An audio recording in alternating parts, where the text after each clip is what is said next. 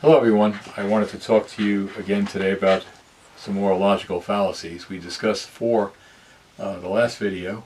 I want to discuss four more today, and those are red herring, strawman, false cause, fallacy of accident, and one second, I forgot one more, hasty generalization. So let's start with hasty generalization, the last one I mentioned. Hasty generalization is kind of what it sounds like. You generalize too quickly. In this, when you commit this fallacy, you have a few atypical examples, and you generalize on the basis of those too few examples to make some generalization. So I might generalize that all Maseratis are cars that break down because I know of two people who've had Maseratis that broke down. Well, those are maybe atypical examples, and so if I take example X and example Y and generalize from those two examples to all or many or most, I'm being hasty in my generalization. Fallacies of prejudice are kind of notorious for this sort of hasty generalization. I know 3 Irish people, like someone might claim, and they all drink. And so all Irish people drink. Fallacy of hasty generalization. You're generalizing or forming a general rule based on too few cases.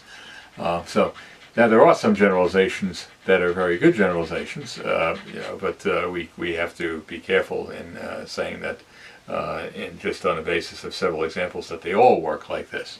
The opposite of hasty generalization, it's sometimes called converse accident. It's actually the fallacy of accident. Accident, notice it's applying a generalization to a case where it does not fit. So think of hasty generalization for a moment. Let's go back to premises and conclusion. In your premise of a hasty generalization, you'll have one or several cases, usually atypical cases, and in your conclusion you generalize on the basis of those too few cases.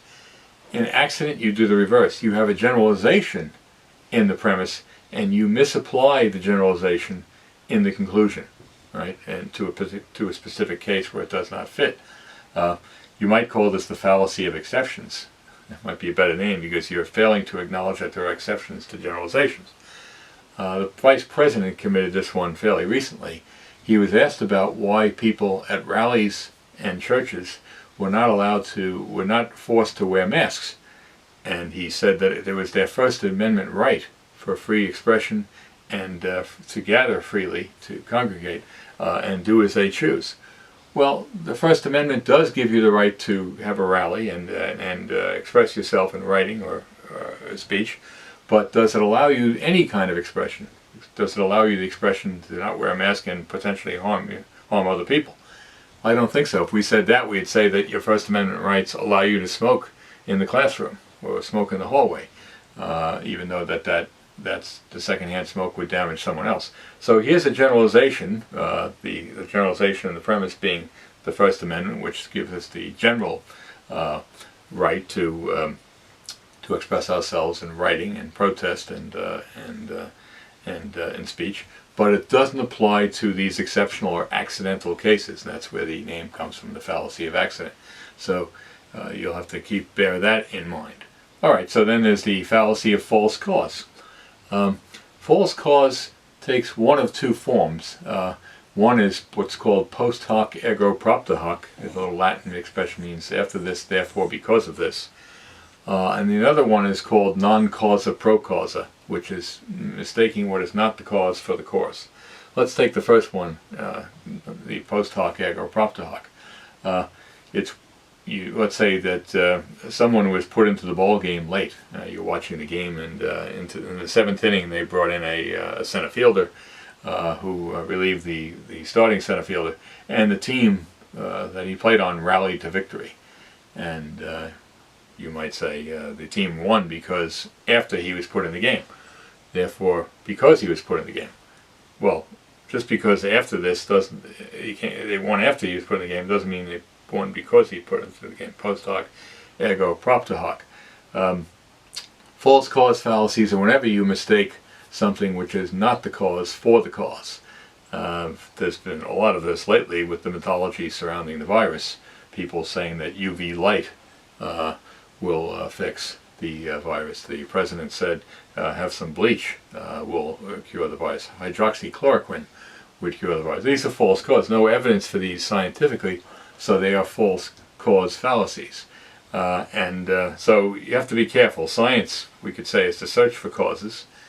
And so false causes are things that are not really the cause of some phenomena, but we say that they are anyway. And this is, of course, fallacious. There's also a fallacy called straw man. And this reminds me of the Wizard of Oz, because there's a straw man in the Wizard of Oz, right? And the straw man is not a real man. And a straw man argument is not a real argument. What you're doing to your opponent's argument is you're exaggerating his or her argument. And you're defeating the exaggeration instead of the original argument. So if some candidate for office says that we need to have a tax break for the middle class and the lower class, and this would be good as it would be more inclusive for the general population, and the other side says, no, that's socialism, or that's communism. Well, no, the person isn't necessarily advocating socialism and communism. Those are different. He's not advocating the government control of the means of production and anything of that sort. Rather, he just needs he wants the burdens be distributed more equally. Some people might call it a progressive tax. In any case, that's not socialism. So that's a straw man argument. When I wanted to give another example of straw man, suppose someone were to say, I'm against school prayer, because he doesn't think that there should be religious expression imposed on anyone on a school. And so Professor Smith says, I'm against school prayer, and you say back, well, what are you for? Complete atheism and the expression of atheistic thought in the schools? No, that's not necessarily what Professor Smith was arguing for. He was arguing for the separation of church and school in this instance, the no obligation to pray in the schoolroom. And so that's, if you attack him with being an atheist, or saying that this proves his atheism or agnosticism, which he might want to be, then you're turning his argument into a thing of straw. You're exaggerating his argument. The other fallacy here is the fallacy of red herring. Red herring is just changing the subject. This occurs whenever we're on subject A. We're on one path with an argument and we switch to another subject B. This is called red herring because apparently when prisoners would escape, they would sometimes take the dead fish, the herring, and smear the fish on the ground in one direction to set the hounds going in that direction, and then they would take a different path just to throw the hounds off their scent. But red herring occurs in logical terms whenever someone switches the subject, usually on purpose, perhaps because they think that they are losing the argument in hand. So if someone were to say, I believe that hunting for trophy kills, just for fun, not for food, is wrong, someone might say back, well, what do you mean? Hunting is fun for the whole family. I know lots of people who hunt and get a great deal of enjoyment out of it. Well, perhaps that's the case, but the issue is its rightness or wrongness, and not whether it's fun for people. So red herring takes us off the subject, and this is a favorite tactic of those who don't want to address the subject at hand. They pivot off of the current argument into a new argument where they hope to be successful. And the psychology there too is that they're losing the current argument and don't want to stay with it. I remember talking about cheating with steroids in baseball, and that this changes someone's totals. For example, their home run totals. I remember arguing, and I've argued this in print and in classes. I taught a philosophy of sport class, that those totals should not count because they were not gotten fairly. And someone will bring up, well, what about cheating in football? What about cheating in cycling? Or what about cheating in track and field? Yep, I understand there are some false readings there too. People have records that they should not have. In the 1988 Olympics, there was a number 978. Ben Johnson, the Canadian sprinter, achieved that time in the 100-meter dash, the 9.78. 2 days later, he was found to have used stanozolol, which is an anabolic steroid. Well, that was in his system, so they disqualified his mark.